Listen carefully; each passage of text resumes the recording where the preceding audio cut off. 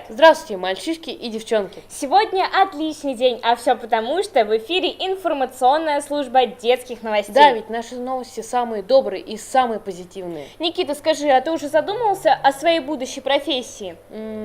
Да, я хочу стать телеведущим. А почему ты об этом меня спрашиваешь? Ну, просто буквально на днях компания «Право Респект» из Уфы провела очень интересный и увлекательный тренинг для старшеклассников на тему «Профориентация. Выбери свой путь к успеху». И наша съемочная группа побывала на месте события. Елизавета Перевозчикова и Артем Алыев о всем подробно расскажут в следующем сюжете. Каждому старшекласснику, думающему о своем будущем, интересно и важно знать, в какой сфере он может быть максимально успешным и полезным обществу. Но определить это бывает крайне сложно. Для этого существуют специальные тренинги, которые помогают подросткам определить свой дальнейший путь. Буквально на днях в модельной юношеской библиотеке компании «Право Респект» из Уфы был проведен семинар-тренинг для старшеклассников с 7 по 11 класс на тему «Профориентация. Выбери свой путь к успеху». Наш тренинг посвящен теме профориентации для старшеклассников. Сейчас ребятам приходится делать свой выбор гораздо раньше. Если раньше, когда поступаешь в институт, это было только после 11 класса, и тогда можно было еще подумать, пойти на ту или иную профессию и учиться там или в другом институте, то сейчас ребятам приходится это делать выбор гораздо раньше, потому что это связано с выбором ЕГЭ. И поэтому вот родился такой тренинг по профориентации, где ребята выбирают направление, как им дальше расти, какая бы профессия для них подходила. Они заполняют определенные тесты, мы в игровой форме изучаем свой характер. Коуч рассказывал о профессиональных качествах и о пользе любой профессии. Также ребятам были предложены тесты, определяющие их способности и склонности к какому-либо виду деятельности, которые они проходили с огромным интересом. Тренинг нам понравился тем, что он нам помог раскрыться, понять, кем мы будем в дальнейшем, составить психотип. Нового мы узнали, из всего этого то, что треугольники – это люди очень энергичные, харизматичные. Мне больше всего понравилось то, что я познакомился с новыми людьми, со своими сверстниками, и вообще я раскрыл себе то, что рассказывали. Мне очень понравилось там. По окончанию тренинга каждый из присутствующих получил сертификат участника. Благодаря подобным тренингам подросткам становится легче определиться с выбором будущей профессии, которая приведет их к успеху. Елизавета Перевозчикова, Артем Алыев, Милана Семерюкова, Любовь Карпова. Специально для детского времени телекомпания СТВ. Да, пока одни ребята только еще ищут себя, некоторые уже усиленно готовятся к своей будущей профессии. Милана, о какой профессии ты говоришь? Ну, конечно, это не совсем профессия, но... Милана, ты меня интригуешь, рассказывай скорей. Я говорю о видеоблогерах, которые создают свои каналы на ютубе. Да-да, Никита, видеоблогинг позволяет не только реализовывать творчески, но еще и зарабатывать. А кто-то, создавая свой канал, делает шаг в большой мир телевидения. Очень интересно, а у нас в городе много таких ребят? Как ты думаешь? А вот это мы узнаем от наших спецкоров Инии Янбековой и Айгуль Кадыровой. Сегодня иметь канал на ютубе так же обыденно, как и иметь хороший смартфон в кармане. Наш город тоже может похвастаться своими юными блогерами. Нашей съемочной группе удалось встретиться и побеседовать с начинающими блогерами. Что вас подвигло создать канал? Я создала канал, чтобы быть менее стеснительной, как я была раньше, и создание канала мне в этом помогло.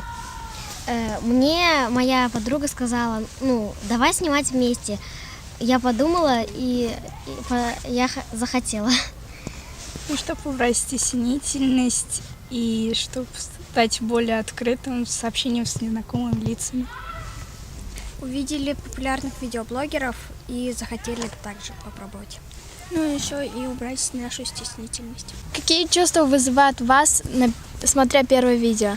Когда я смотрю свое первое видео, мне немного стыдно за мои навыки в монтаже, в съемке, потому что монтаж был, как и у всех в самом начале, не очень. А как сейчас? Канал потихоньку начинается развиваться, также монтаж. Сейчас стало намного и заметно лучше, чем было в самом начале. Я соглашусь со словами Полины, и сейчас у всех монтаж стал лучше, съемка стала лучше, у всех появляется новая техника, улучшения для канала, и мы все набираем больше популярности. Что вы хотите донести в вашем видео?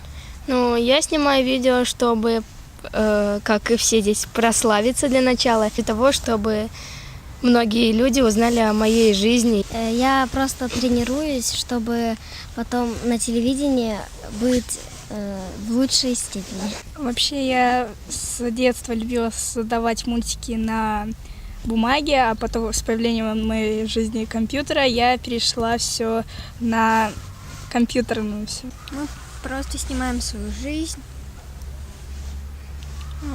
готовку, еды. Девчонки, что вы хотели пожелать начинающим видеоблогерам? Я бы хотела пожелать, чтобы никто не стеснялся перед камерой. Это очень важно. Да, мне кажется, это очень важно, чтобы перед камерой не стесняться, а показать себя настоящим. Чтобы не стесняться и идти к цели, ведь в наше время возможно все. Хотелось пожелать бы им очень много подписчиков, удачи и не стесняться. А как вы видите будущее вашего канала? Ну, я очень надеюсь, что у меня будет много подписчиков и то, что у меня будет много идей, которые я буду воплощать в реальность. Я надеюсь, что у меня будет много подписчиков, меня будут любить смотреть, и я стану известной. Ну, с более хорошим качеством видео, с более хорошими идеями годными, и чтобы меня смотрели все. Мы надеемся, что на нашем канале будет больше подписчиков, улучшится монтаж и качество видео. И больше опыта будет у нас. Как относятся ваши близкие к тому, что вы создали канал, и что они об этом думают? Мои родители и близкие родственники положительно к этому отнеслись, и многие из моих друзей и также родственников хотят появиться в видео. Мои близкие очень хорошо относятся к тому, что я снимаю, и с нетерпением ждут нового видео. Мои родители и мои братья, сестры относятся положительно, а некоторые друзья предлагают идеи и дают достаточно годные идеи. Друзья нас поддерживают, родители также положительно относятся и помогают нам в этом. Пишите в комментариях. Ставьте лайки. Нажимайте на колокольчик. Мы вас любим. И подписывайтесь на наши каналы. Всем пока! Инье Анбекова, Айгуль Кадырова, Милана Семерякова. Специально для детского времени. Телекомпания СТВ.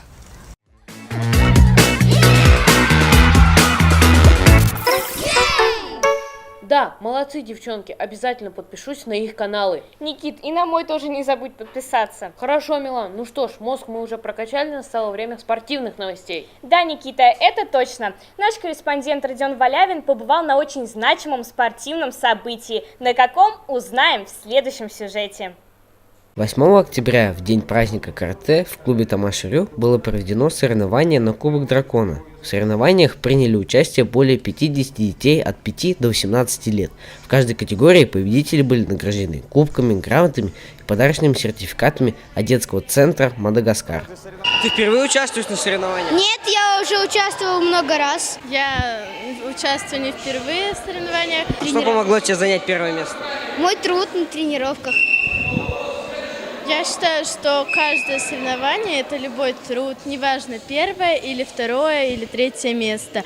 Даже если соперники не особо сильные, нужно всегда выложиться и показать себя с лучшей стороны. Ты впервые участвуешь на соревнованиях? Нет, на соревнованиях я уже участвовал неоднократно. А сколько раз примерно? В Сибае примерно 4 раза, в Магнитогорске 5 раз. Занимаясь карате, что тебе это дает?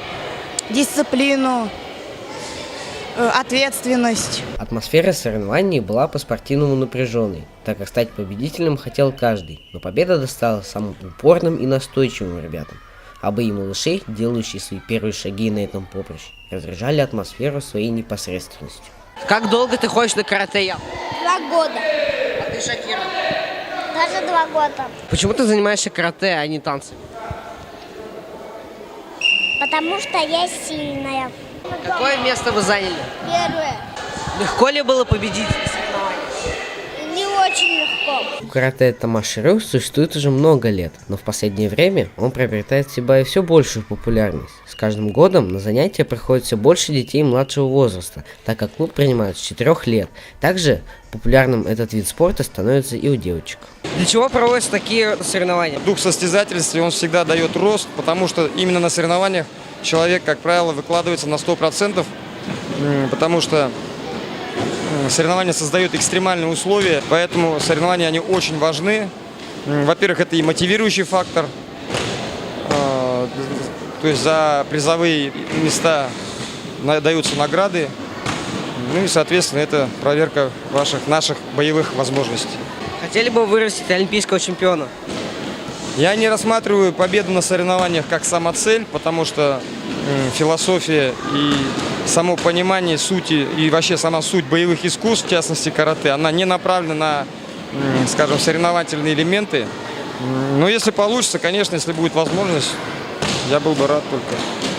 Родион Валявин, Оксана Михайлова, Милана Смирякова, Любовь Карпова. Специально для детского времени, телекомпания СТВ. Ну что ж, вот такими событиями были наполнены прошедшие дни, а наше эфирное время подошло к концу. И если вам есть что нам рассказать, пишите в нашу группу ВКонтакте, которая так и называется «Новостная программа «Детское время». Или звоните к нам в редакцию по номеру 5 14 95. А с вами были, как всегда, очаровательная Милана Семеркова и неподражаемый Никита Полосков. Всем пока!